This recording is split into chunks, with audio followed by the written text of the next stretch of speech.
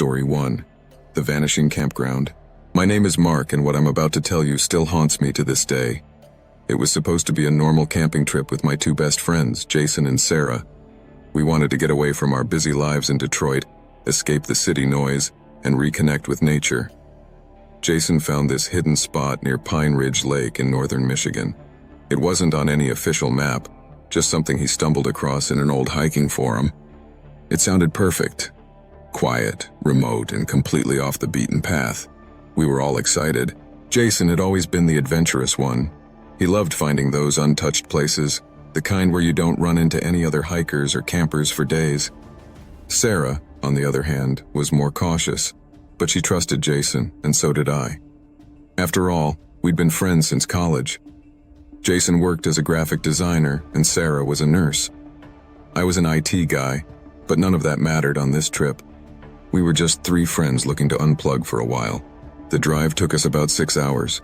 The further north we went, the more the roads narrowed, turning from asphalt to gravel, and eventually to dirt. We were deep in the woods, miles from the nearest town. Finally, we reached this small, secluded campground by the lake. It was stunning, completely isolated, just as Jason promised. The lake was like a mirror, reflecting the dense trees surrounding it. The air was fresh, and the only sounds were the birds and the occasional rustle of leaves. For the first time in a long time, I felt at peace. We set up our tents, built a fire, and settled in. That first night was perfect. We laughed, roasted marshmallows, and told stories around the fire. Jason was proud of his find, and Sarah and I had to admit, it felt like we'd discovered something special. Little did we know, we had no idea what we were walking into. Things started to feel off on the second night. It was around midnight when I woke up to the sound of footsteps circling the campsite. They were slow and deliberate, moving just beyond the reach of the firelight. I figured it was probably an animal, but the steps never wandered off. They just circled us, over and over again. I didn't want to freak anyone out, so I didn't mention it. I lay there, wide awake, listening until eventually, I fell back to sleep. The next morning I casually brought it up while we were making breakfast. Jason brushed it off, saying it was probably just deer or some other animal. But Sarah looked uneasy. She said she had heard something too, but it wasn't footsteps. It was more like whispering, almost like someone was talking just outside her tent. We laughed it off, not wanting to ruin the trip, but something didn't sit right with any of us. That day we decided to explore the area. We hiked around the lake and took photos. Jason was in his element, leading us through the thick forest, but the whole time, I couldn't shake the feeling that we were being watched. It was like the woods were alive, quietly observing us. Every time I turned around, I half expected to see someone standing there, but there was never anyone. Just trees. Just silence. That night, things escalated. We were sitting by the fire again when Sarah suddenly froze, staring at something in the distance.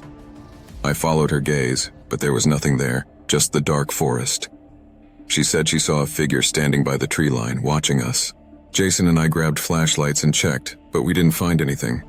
No tracks, no sign of anyone. We told Sarah it was just a trick of the light, but I could see the doubt in her eyes. And to be honest, I didn't believe it myself. Then around midnight, we all woke up to a loud crack, like a tree branch snapping, but much closer. We got out of our tents and found strange symbols carved into the trees around us. They were crude, like someone had scratched them with a sharp object. Jason, who had always been the level-headed one, looked shaken. He admitted that he had seen something earlier too, a figure moving between the trees. But when he'd tried to follow it, it vanished. That was when we decided to leave. We packed up in a hurry, but when we tried to find the trail back to the car, it was gone. Completely gone. We walked in circles for hours, but no matter which way we went, we kept ending up back at the same campsite. The forest felt like it was closing in on us, changing around us. The symbols in the trees seemed to multiply, like they were following us. By morning we were exhausted, and that's when Jason disappeared. One minute he was right behind me, and the next, he was just gone. We called for him, searched everywhere, but there was no sign of him. Sarah was in a full panic, and honestly, so was I. We spent the entire day looking for him, but it was like he had been swallowed by the forest. That night, we were too terrified to sleep.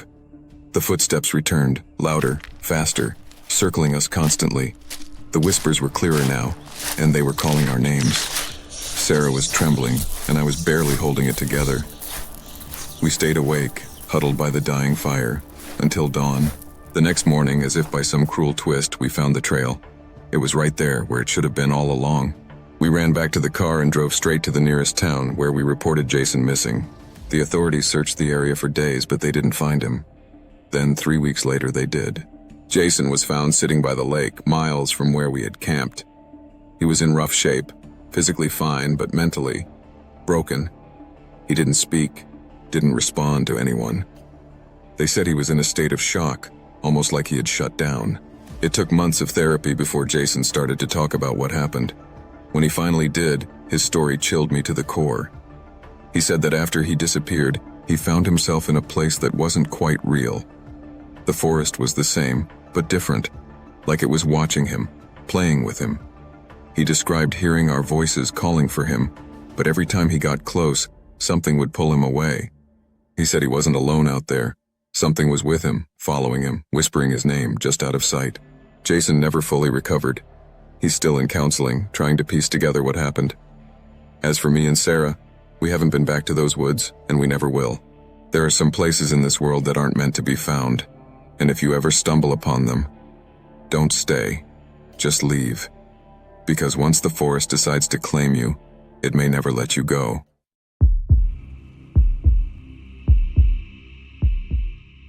Story 2. The Phantom Campfire. My name is Alex, and this story has stayed with me for years. It's one of those experiences that changes the way you see things, the kind of story you tell people when they don't really believe in the supernatural, but by the end, they're not so sure. It all started when my girlfriend Kate and I decided to take a camping trip with our friends, Chris and Lauren. We were all living in Denver at the time, and life was hectic. Work, city noise, and the endless grind.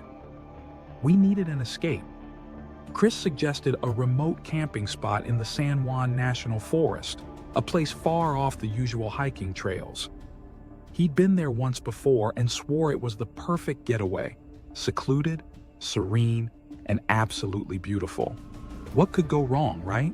We left the city on a Friday afternoon, the car packed with supplies, the stereo blasting old rock tunes. I remember how we were all laughing, telling stories, and excited to disconnect from everything. Kate was scrolling through Instagram, already planning the photos she'd take, while Lauren was in the back seat, sharing funny camping fails she'd found online. Chris, our designated wilderness expert, was focused on driving and talking about how remote this place was. I'm telling you guys, no one goes out here. It's just us and nature. You'll love it, he kept saying. The drive was long, about 6 hours, and as we ventured deeper into the forest, the roads became narrower, more rugged. Eventually, we reached the spot, a clearing surrounded by towering pine trees, with a view of the distant mountains and a small stream running nearby. It was everything Chris had promised: calm, isolated, and wild. We set up camp, pitching 2 tents and getting the fire started. It was late afternoon by then, the sun casting a warm golden glow over the clearing. We had a great time that first night. We cooked dinner over the fire, shared a few beers, and sat back, enjoying the stars overhead. It was one of those perfect camping moments where everything feels right. Then, around midnight, things started to feel strange. I remember the fire was starting to die down, and we were all about to head to bed. That's when Kate noticed it. "Hey, do you guys see that?" she asked, pointing off into the trees. We all turned, following her gaze. At first, I didn't see anything, but then, about 100 yards away, deep in the woods, there was a flicker of light. It looked like another campfire. "That's weird," Chris said, frowning. "No one else should be out here. This area isn't even on the main trails." But there it was, faint but unmistakable, the glow of a fire in the distance. We couldn't hear any voices or movement, just the soft crackle of flames.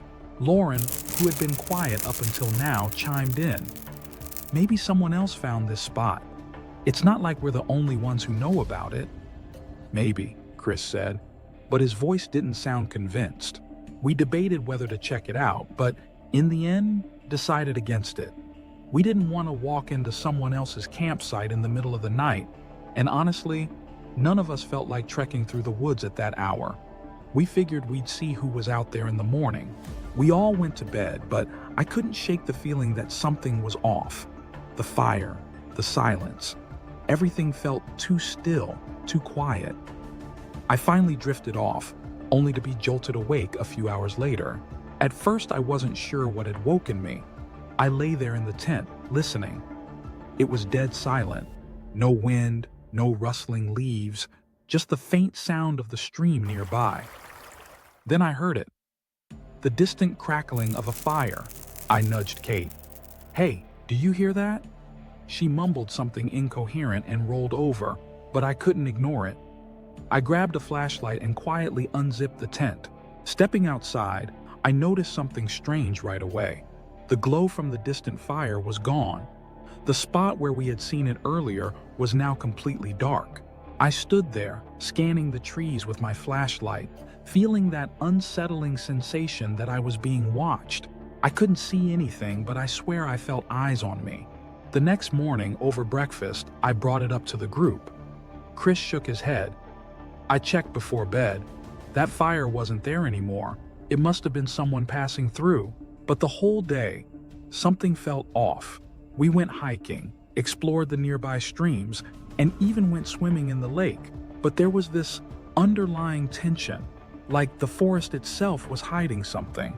That night, things got even weirder.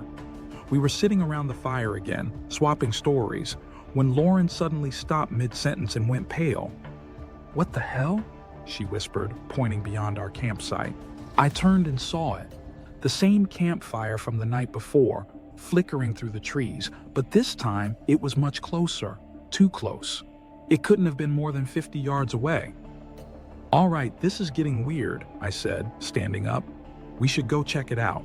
Chris grabbed a flashlight and the four of us cautiously walked toward the light.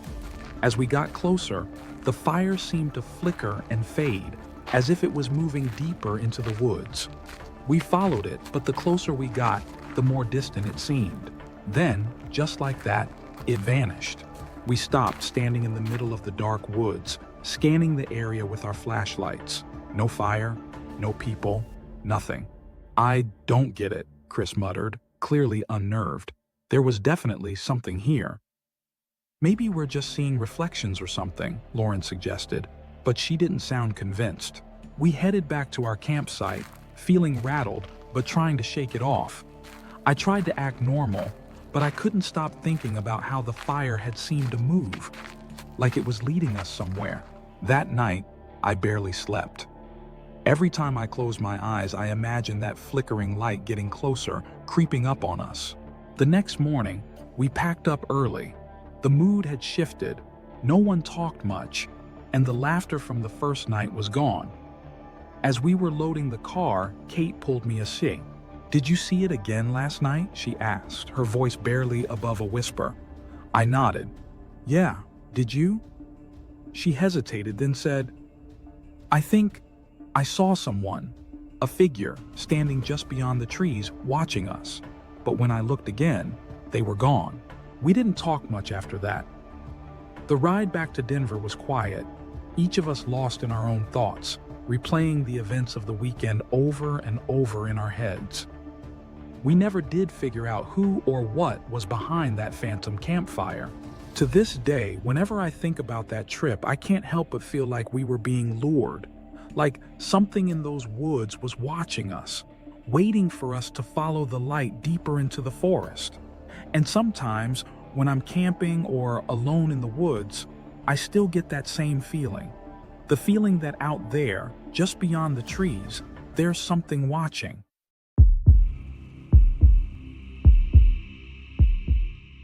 Story 3. The Unseen Watcher. My name is Rob, and this is a story I've only shared with a handful of people. Not because it's unbelievable, but because every time I talk about it, The same feeling creeps back over me. The feeling that even now, after all these years, we're still being watched. It was supposed to be a chill weekend camping trip with my girlfriend Emma and our friends Tom and Rachel. We were all in our mid-20s at the time, working our regular 9-to-5s, and desperately needed a break from the stress of city life in Chicago. I remember Tom bringing up the idea over drinks one night. He'd heard about this little campground near Mount Baldy, Indiana, tucked away in the dunes by Lake Michigan. It wasn't an official campsite, but a spot locals sometimes used for weekend getaways. Remote, quiet, perfect for a group of friends who just wanted to unwind. We drove down on a Friday after work. It was late summer, warm, but with that slight chill in the evening air that reminds you autumn is right around the corner. We were all excited. Emma had made some killer playlists for the drive. Rachel packed enough snacks to last a week, and Tom, the outdoorsy one, had all the gear. I wasn't much of a camper myself, but I figured, how hard could it be? When we got there, it was already dark. The road leading up to the dunes was narrow, with dense trees on either side. Eventually, it opened up into this small, flat area just before the beach, surrounded by tall, thick pines. We could hear the lake's waves crashing in the distance, but the place felt isolated. No one else was around, which was exactly what we wanted. We set up our tents, built a fire, and spent the first night laughing and drinking around the flames. It felt like any other camping trip, relaxed, fun. I remember Emma lying back on her blanket staring up at the stars and saying how beautiful the night sky was. Tom and Rachel were in their own world, teasing each other, and I just sat there taking it all in. Everything seemed perfect. But things started to feel strange the next day. I woke up early just as the sun was rising and decided to take a walk down to the lake. Emma was still asleep, and Tom and Rachel were knocked out in their tent. As I walked through the dunes, I couldn't shake the feeling that something was off. It wasn't the place itself. Lake Michigan looked as peaceful as ever, the waves rolling softly onto the shore. But the air felt heavy, like someone was watching me. I stopped a few times, glancing around, but there was no one there. Just me, the sand, and the trees. When I got back to the campsite, Emma was awake, sitting by the fire. She looked uneasy, which wasn't like her. I asked if she was okay, and she just shrugged it off, saying she hadn't slept well. She mentioned hearing strange noises during the night, like footsteps crunching in the sand just outside the tent. But when she peeked out, no one was there. Tom, always the skeptic, joked that it was probably an animal or the wind. "We're in the middle of nowhere, what do you expect?" he said. But Rachel was quiet. She had this look on her face, like she wasn't sure if she believed him. We brushed it off and went about our day, hiking and exploring the dunes. The unease lingered, but we were determined to enjoy ourselves. That night, things took a darker turn. We'd finished dinner and were back around the fire, telling ghost stories. The wind had picked up a bit, making the flames dance in the dark. Suddenly, Emma gasped and grabbed my arm, her eyes wide. "Did you see that?" she whispered. I turned to where she was pointing, towards the trees just beyond the campsite. For a split second, I thought I saw movement, a shadow darting between the pines. But it was so fast, I wasn't sure if it was real or just a trick of the firelight. Tom, of course, rolled his eyes. "Come on, guys, you're spooking yourselves out for no reason." He stood up, grabbed a flashlight, and marched over to the trees. "Look, there's nothing here," he called out, sweeping the light across the woods. But then he stopped. "Wait," he said, his voice lower now. "There's something here." We all rushed over to where he was standing. In the dirt just beyond the firelight were footprints. Not animal tracks, but human footprints. Barefoot. They led in a small circle, as if someone had been walking around our campsite, watching us. Emma grabbed my hand, her face pale. Rachel whispered, "Who would be out here, this late?" But none of us had an answer. The rest of the night was tense. We huddled closer to the fire, listening to every snap of a twig, every rustle in the trees. Emma kept her eyes glued to the woods, and I couldn't blame her. Something was out there. We could all feel it. Around midnight, Tom decided he was going to bed. "This is ridiculous," he said, trying to act brave. "We're scaring ourselves over nothing." He and Rachel disappeared into their tent, leaving Emma and me alone by the fire. The wind had picked up even more, and the trees seemed to sway in time with the rising waves from the lake. The feeling of being watched grew stronger. Then, out of nowhere, we heard it. A soft, rhythmic tapping sound, like someone lightly drumming their fingers on a tree. It was distant, coming from somewhere deep in the woods, but it was getting closer. Emma and I stood frozen, listening. Tap, tap, tap. It was steady, deliberate. I grabbed the flashlight, my heart racing, and pointed it toward the sound. The beam cut through the darkness, but all we saw were trees. The tapping stopped. I remember Emma whispering, "I don't like this. Can we leave tomorrow?" I nodded. There was no way we were staying another night. But the night wasn't over yet. Around 3 a.m., I woke up to the sound of movement outside the tent. Not footsteps, but the sound of something being dragged through the sand. Slowly, methodically. I looked over at Emma, who was still asleep, and crawled to the front of the tent. Peeking out, I saw a dark figure near the fire pit. At first, I thought it was Tom, but then I realized, whoever it was, they were standing perfectly still, staring at the dying embers of our fire. I froze, unsure of what to do. My heart was pounding so loudly I was afraid they'd hear it. And then, just as suddenly as they'd appeared, the figure turned and walked back into the trees. I lay there, paralyzed, until the first light of dawn broke through the tent. We packed up as soon as the sun was up. Tom didn't say much, and Rachel looked like she hadn't slept at all. Emma just wanted to leave, and so did I. We didn't even talk about the figure I saw or the footprints. We just drove, desperate to get away from that place. It wasn't until we got home that we learned something unsettling. A quick internet search revealed that the area near Mount Baldy had a history of strange disappearances and sightings. Locals had long whispered about the Watcher, a presence that roamed the dunes, silently observing campers before they vanished. I don't know who or what we encountered that night, but I do know one thing: I'll never go camping again. And even now, sometimes when I'm lying in bed late at night, I swear I can still hear that soft rhythmic tapping just beyond the window.